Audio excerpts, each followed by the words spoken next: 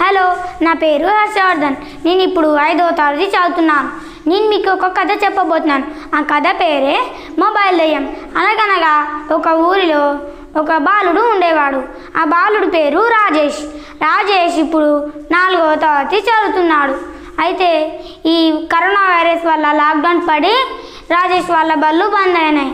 అయితే ఒకరోజు రాజేష్ వాళ్ళ అమ్మ దగ్గరికి వెళ్ళి అమ్మ నాకు ఫోన్ కావాలి అని అడిగాడు. వాళ్ళ అమ్మ అంటది, నువ్వు ఇంకా ఫోన్ తీసుకునే అంత ఎత్తు ఎదగలే, నువ్వు ఎదిగాక నేను స్వయంగా ఫోన్ కొనిస్తాను అని అంటారు వాళ్ళమ్మ. అయితే రాజేష్ తన గదిలోకి వెళ్తాడు. కొన్ని రోజుల తర్వాతకి వాళ్ళ అమ్మ దగ్గరికి వెళ్ళి అమ్మ నేను ఇప్పుడు పెద్ద అయ్యానుగా, నాకు ఇప్పుడైనా ఫోన్ ఇప్పించమ్మా అని అంటది.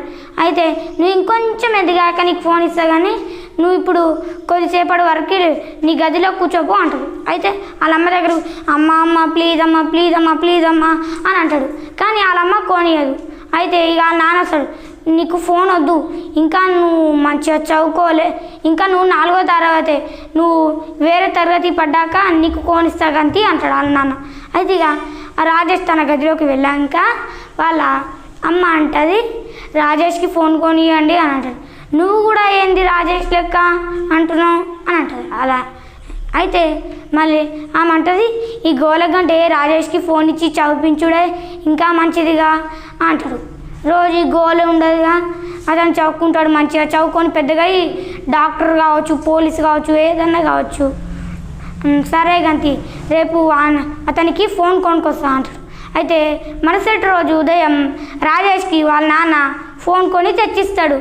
అయితే ఇక రాజేష్ ఆ ఫోన్ తీసుకొని రోజు తన క్లాసెస్ విని రాసుకునేవాడు ఫోన్ తోటి. అయితే ఒకరోజు రాజేష్ బయట బెంచ్ మీద తన స్నేహితులతోటి కూర్చుండు. అయితే వాళ్ళ స్నేహితులు అంటారు, అరే ఇంకో ఫోన్లో ఒక కొత్త గేమ్ డౌన్లోడ్ అయిందిరా, మనం ఎక్కించుకొని ఆడదాంరా అంటాడు. అయితే రాజేష్ కూడా ఫోన్ తీసి ఆ గేమ్ ఎక్కించుకొని ఆడతాడు. అయితే రాజేష్ అంటాడు, అరే నేను ఈ గేమ్ ముందెందుకు ఆడలే, ఇప్పుడు నేను ఆడతాగా, మీకంటే అందరికంటే నేనే ఎక్కువ స్కోర్ చేస్తా అని అంటాడు. ఇక అతను రాత్రి పగలు ఆడుతూనే ఉండు గేమ్. వాళ్ళ అమ్మ నాన్న తిట్టినా అట్లనే ఆడుతుండు. అయితే ఒకరోజు రాత్రి రాజేష్ గేమ్ ఆడుతుండగా ఫోన్ స్క్రీన్ బ్లాంక్ అయిపోయింది. అయితే అతను స్విచ్ ఆఫ్ అయిపోయింది అనుకొని ఫోన్ని ఛార్జింగ్ పెట్టాడు. అయితే రాజేష్ వెళ్ళి పండుకున్నాడు తన మంచం మీద. ఇక కొద్దిసేపు అయ్యాక దాంట్లోకి వెళ్ళి ఏదో శబ్దం వినబడుతుంది. రాజేష్ నా లోకానికి రా అని వినబడుతుంది. అయితే రాజేష్ లేచి వాళ్ళ నాన్న దగ్గరికి వెళ్ళి, నాన్న పిలిచావా నాన్న అని అంటాడు. అయితే వాళ్ళ నాన్న అంటాడు, నేను పిలవలే, నీకు ఈ కాలంలో ఫోన్ ఎక్కువ ఆడుతున్నావు, ఫోన్ గేమ్ ఆడుతున్నావు ఎక్కువ, అందుకే నీ మతి చెడిపోయినట్టుంది అని అంటాడు. అయితే రాజేష్ వెళ్ళి పండుకుంటాడు. అయితే ఇక మళ్ళీ పండుకున్న తర్వాతకి కొద్దిసేపు అయినాక మళ్ళీ అదే శబ్దం వినబడుతుంది. రాజేష్ నా లోకానికి రా అని వినబడుతుంది. కానీ రాజేష్ లేస్తాడు, ఎక్కడ ఏముందని చూస్తాడు. తన ఫోన్ పైన ఒక నల్లటి నీడ కనబడి తను భయపడతాడు. అయితే తను భయపడి మంచం మీద చప్పుడు గంట పండుకుండు సైలెంట్గా.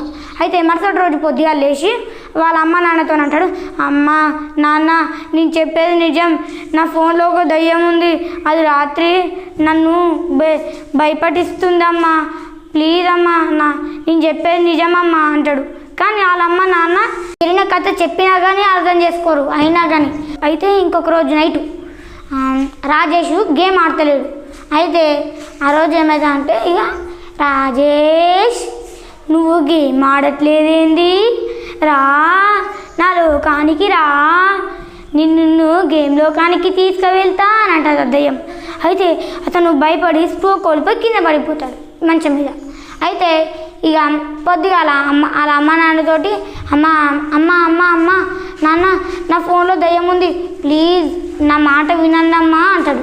అయితే వాళ్ళ అమ్మ అంటది, నువ్వు ఈ కాలంలో ఫోన్ ఎక్కువ ఆడడం వల్ల నీ మతి చెడిపోయినట్టుంది అని అంటాడు. ఇక మరుసటి రోజు ఫోన్ పక్కన పెట్టి అలాగే ఇక పండుకుండు. అయితే ఒకరోజు ఇక ఆ రోజు నుంచి కొన్ని దినాల వరకు ఆ సంఘటన జరగటం లేదు. అయితే ఇక రాజేష్ ఒకరోజు ఇక జరగట్లేదు ఈ సంఘటన, ఆ దయ్యం పోయిందని అనుకొని ఆ ఫోన్ తీసి ఎప్పట్లాగానే రాత్రి పగలు ఆడుతూనే ఉండు. అయితే ఒకరోజు రాత్రి అతను గేమ్ ఆడుతుండగా తన ఫోన్ ఒక నల్లటి నీడ వచ్చింది. అయితే రాజేష్ ఆ నల్లటి నీడని చూసి భయపడి ఫోన్ని కింద ఎత్తేశాడు. అయితే వాళ్ళ నాన్న పిలిచాడు, కానీ వాళ్ళ నాన్నకి వినబడలే. మళ్ళీ గట్టిగా అరిచాడు, అమ్మా నాన్న అమ్మా నాన్న అని వదిలాడు. అయితే వాళ్ళ అమ్మ నాన్నకి వినబడ్డది. అయితే వాళ్ళ అమ్మ నాన్న ఏం జరిగిందో అనుకొని టక్కుమని ఉరికొచ్చారు. అయితే ఇక ఏమైంది అడుగుతాడు వాళ్ళ అమ్మ నాన్న నా ఫోన్లో దయ్యం ఉంది ఇటు చూడండి అంటాడు. అయితే వాళ్ళ నాన్న ఫోన్ దగ్గరికి వెళ్తాడు. అప్పుడే ఫోన్ గాలిలోకి ఎగిరి దాంట్లో నుంచి ఒక నల్లటి నీడ వస్తుంది. అయితే వచ్చి అంటది, నేను రాజేష్ని నా లోకానికి తీసుకువెళ్తా, అతనికి మంచి బుద్ధులు నేర్పిస్తా, నా గేమ్ లోకానికి తీసుకువెళ్ళి అని అంటాడు. అయితే రాజేష్ భయపడతాడు. మళ్ళీ ఆ నీడ ఫోన్కి వెళ్ళిపోయింది మళ్ళీ. అయితే వాళ్ళ నాన్న అంటాడు, రేపు పొద్దుగానే ఒక మాంత్రికుని పిలిపిస్తా, అతనే నీ దయ్యం నుంచి విముక్తి పొందేటట్టు చేయగలడు అని అంటాడు. అయితే ఇక మరుసటి రోజు పొద్దుగాల వాళ్ళ నాన్న ఒక మాంత్రికుని పిలిచాడు. యజ్ఞానికి కావాల్సిన సామాన్లన్నీ తెప్పిస్తాడు. ఇక అతను యజ్ఞం ప్రారంభిస్తాడు. అతను ఓం భీం క్రీం ఫట్ స్వాహ అట్లా మంత్రాలు చదువుతూ ఉన్నాడు. అయితే ఆ ఫోన్లోకి వెళ్ళి కొద్దిసేపు కాగానే ఆత్మ బయటకు వచ్చింది. నువ్వెవరు, రాజేష్ని ఎందుకు భయపడిస్తున్నావు అంటాడు. అయితే నేను రాజేష్ని నా లోకానికి తీసుకువెళ్తా, అతనికి మంచి బుద్ధులు నేర్పిస్తా అని దయ్యం అంటాడు. రాజేష్ భయపడతాడు. మళ్ళీ నువ్వు ఎందుకు ఇలా చేయాలనుకుంటున్నావు అంటాడు. అయితే ఆ దయ్యము ఇలా అంటది, నేను కూడా రాజేష్ లాగానే గేమ్ ఆడేదాన్ని రాత్రి పగలు. అయితే ఒకరోజు మా అమ్మ నాన్న నా దగ్గర నుంచి ఫోన్ లాక్కొని దాపెట్టారు ఒక కాడ. అయితే నేను బిల్డింగ్ పైకి ఎక్కి మూలకి నిలబడి నాకు ఫోన్ ఇవ్వకపోతే నేను కింద పడి చచ్చిపోతా అంటది. అయితే ఇక సడన్గా ఆమె కాలు ఇట్లా జారిపోయి ఆమె కింద పడి నిజంగానే చచ్చిపోతుంది. అయితే ఇక తన ఆత్మ అవుతుంది. తన ఆత్మకి మొబైల్ పిచ్చి పడ్డది. అయితే తను మొబైల్ షాప్లోకి ఒక మొబైల్లోకి దూరింది. అయితే ఇక రాజేష్ అక్కడికి వెళ్ళి ఆ ఫోన్ తీసుకొచ్చి రాజేష్కి ఇచ్చాడు.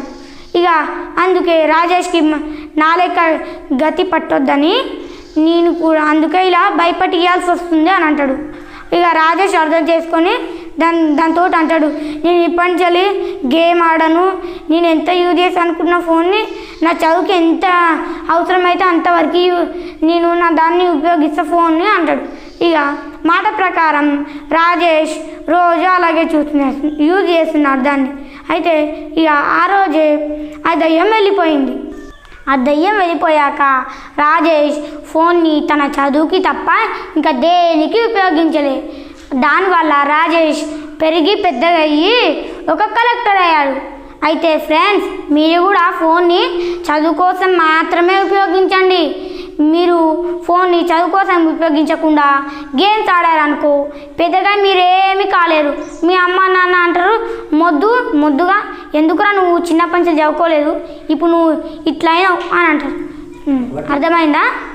మీరు చదువుకురారనుకో పెద్దగా ఏదన్నా కావచ్చు, కలెక్టర్, సీఎం, పోలీస్, డాక్టర్ ఏదన్నా కావచ్చు. అర్థమైందా ఫ్రెండ్స్? బాయ్. ఈ వీడియో కనుక మీకు నచ్చినట్లయితే లైక్, షేర్ మరియు కామెంట్ చేయండి. మరిన్ని వీడియోస్ కోసం మా ఛానల్ని సబ్స్క్రైబ్ చేసుకోండి.